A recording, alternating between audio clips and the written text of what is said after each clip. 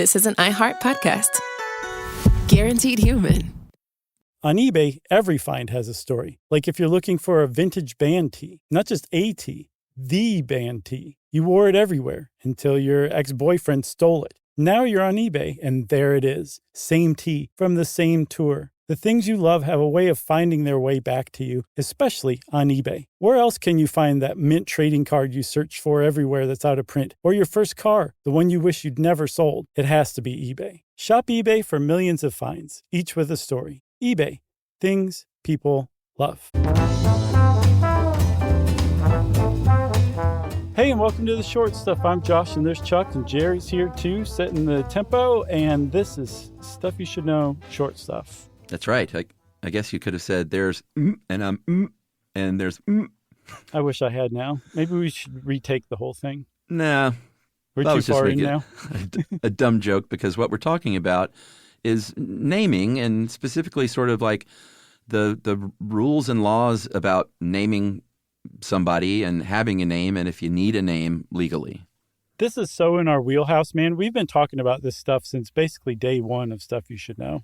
Yeah, this seemed familiar enough to where I thought we might have done it. No, we haven't done this particularly, but we've talked about, I think in some of like our videos, maybe about people who gave their kids weird names. Like, I will never forget, Detroit. Oh, yeah. You remember? Right. I forgot about that, yeah. But what we're talking about today is... Which was a name, by the way. Yes, somebody tried to name their kid, Detroit. Right. One word. And there might have been an exclamation point. I don't remember. Well, you got to have one. The best name, or at least attempted name I've ever heard. Or maybe an interrobang. Yeah. Yeah. So we're talking about something a little more specific today, though. We're talking about, can you live without a name? Is it something you could possibly do? And the short answer is no. The bigger answer is even more interesting than just being told no. Yeah, I mean, it's not illegal to not have a name, but try getting through life without a name. It's going to be a big pain. So, like, getting a job, getting a driver's license, just almost anything that you do these days might require some form of identification. And if you don't have a name, it's going to make it challenging. Yeah. I mean, like, you just could not make it through life, at least in the United States and most other countries. Probably just about any country, because you like, no one can say you're you. That's how we do it. That's the first way we do it, is with a name. I think when you're named, even before you're named, even before you get your social security number, you have your name. That's how you're identified. That's how they keep up with you, who's who at the hospital, even. Yeah, you can change your name, and depending on your state, there's different ways you can go about that.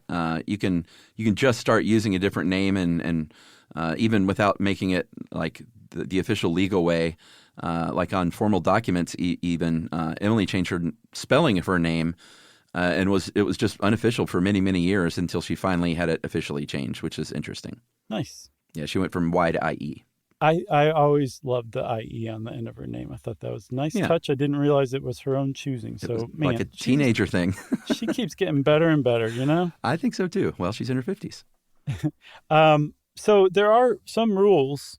I should say not everybody has rules. Usually, in the United States at least, the laws about what you can or can't name your kid are it's by the states. And there's at least a dozen states that don't have any laws. They're basically like, you can name your kid whatever you want. Okay. But plenty of other states do have laws. One of the big ones that you'll find, not just among the states that have laws about what you can name your kid, but also internationally, is that you can't name your kid a number. Although there is a workaround. You could spell out that number. So you can't do the number 3, but you could name your kid THREE. Right. Or you could name your kid Plan 9, but you'd have to spell out 9. Yes. Would you do it all one word or 2 words? Plan 9 Bryant. I think that'd be pretty fun as one word. That's a great name, man. Yeah. What else? You can't use vulgar words. Yeah. Makes sense. Can't be Jesus Christ or Adolf Hitler's on the list too, right? Yep. Same with Santa Claus in some places. Yeah. Nutella is another one. Nutella? Yeah. That's funny. Is it Nutella? I always say Nutella. I've always said Nutella, but it probably is Nutella. I don't know. who's to say who's right in this topsy-turvy world? Any kind of racial slur you can't use, or if it's a name like intentionally used to like commit fraud, like to get out of a debt or something like that, you can't change your name for that reason. But I mean, would you be dumb enough to go and change your name and tell like Probably not. the people at the Vital Records, like, yeah, I'm doing this because I owe a lot of money? Yeah. Emojis are out pretty much across the board. Oh, good. And that's the United States. And you're like, well, that's kind of strict if you do think that that's kind of strict. But around the world, it can be even stricter. Like Portugal is very strict. Not only do they have some serious naming laws, there's a list of approved names that you have to select from. I think Iceland and Denmark also have similar lists. And in Portugal, it has to be what they consider gender appropriate. Oh, interesting. And Still. yes. And they will kick your door down if you try anything different. Wow. Yeah, Portugal's hardcore about naming. Maybe we should take a break and we'll talk a little bit more about naming that baby right after this.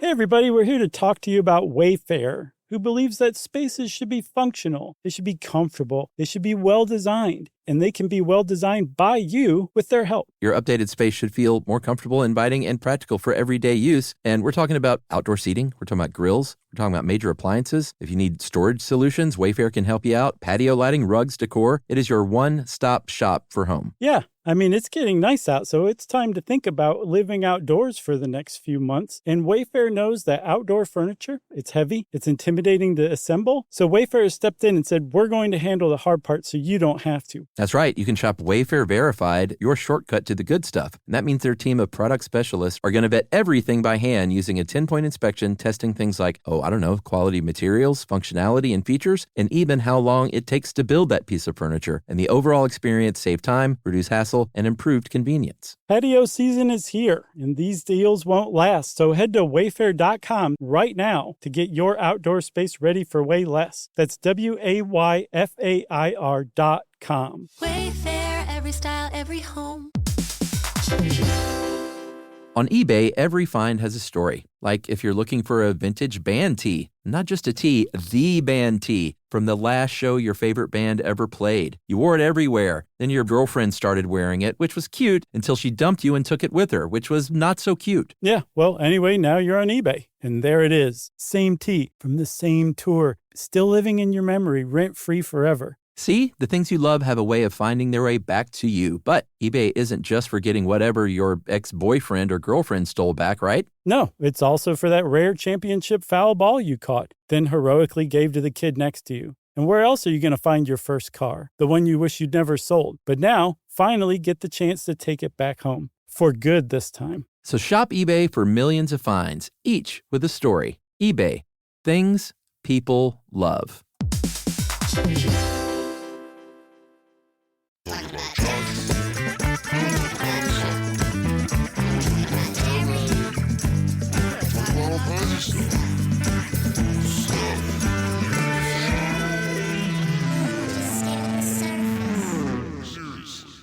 All right. So in the United States, when a birth happens, the parents are legally obligated at some point in time to register that birth with a government entity, Vital Records Department or Department of Health and Human Services, something like that. And every country has a version of something like that. Mm-hmm. And on that form, you got to fill out the name.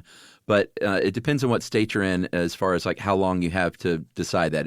You don't have to name your baby before you leave the hospital. No, that's a pretty common misconception, Yeah. at least according to Kristen Conger, who, hats off, wrote this one originally from House of Works. Former colleague Kristen Conger and host and founder of Unladylike, a great podcast. That's right. So Conger points something out that I thought was pretty smart, that if you do leave the hospital when your baby unnamed, because that's got to be a lot of pressure. Yeah. If you don't have it done beforehand, you don't want to just be thinking of it like right after you give birth. Yeah. Yes, exactly. Especially if you weren't aware you're pregnant and this was a surprise birth. You need a little time, right? Yeah. The hospital's still going to be like, we need to be able to keep up with that baby, so that baby goes home with you. Right. So they might name it something like Baby Girl Smith if your name is Jane Smith. But there was a study that was conducted, probably the most obvious study I've ever heard, that was like if you actually use something a little more specific, like say this is Jane Smith's daughter, you would name it Jane's Girl Smith. Yeah. You're probably going to have fewer mix-ups at the hospital, which is just alarming that anybody even needs to study that because that even happens. Yeah, for sure. If you do wait and you haven't decided in the hospital and you decide, like, let's say the state you live in lets you like wait a few months or whatever, it depends on that state, again, on the procedure for adding that in. Like in California is the one Kristen mentions. You have to fill out a supplemental name report with the health department and fill that in and say, all right, now we have our baby's name.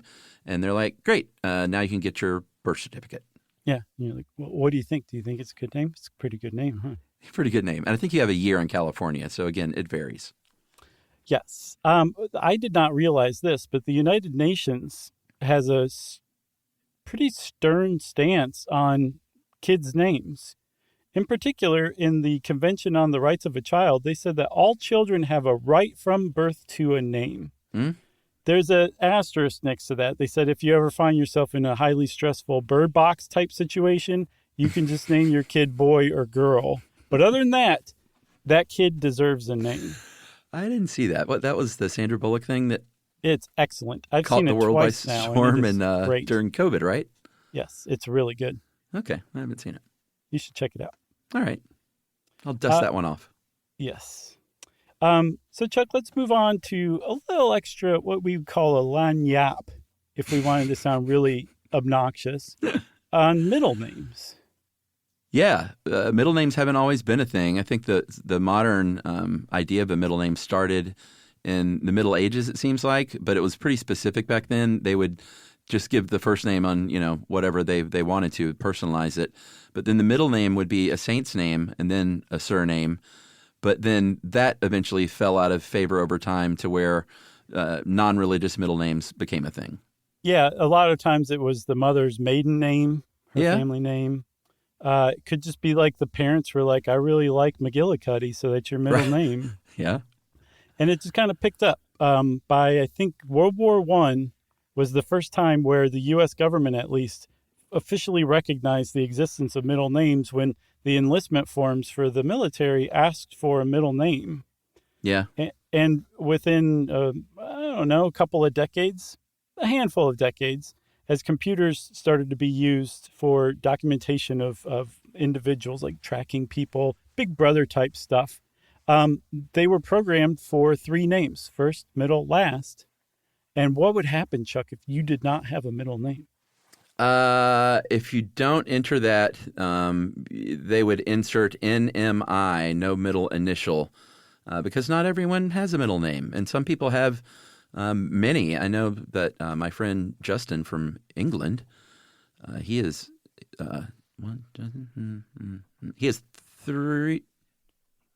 two middle names. So is he a baron or something? 3 names and a surname. No, it's just I think it's more common in the UK to do something like that. So he's Justin Neil Alexander Stewart. So 2 middle names, 1 first name, and his surname. Very nice. And his social security number is. You got anything else? I got nothing else. I don't either. I guess that means short stuff is out. Stuff You Should Know is a production of iHeartRadio. For more podcasts from iHeartRadio, visit the iHeartRadio app, Apple Podcasts, or wherever you listen to your favorite shows.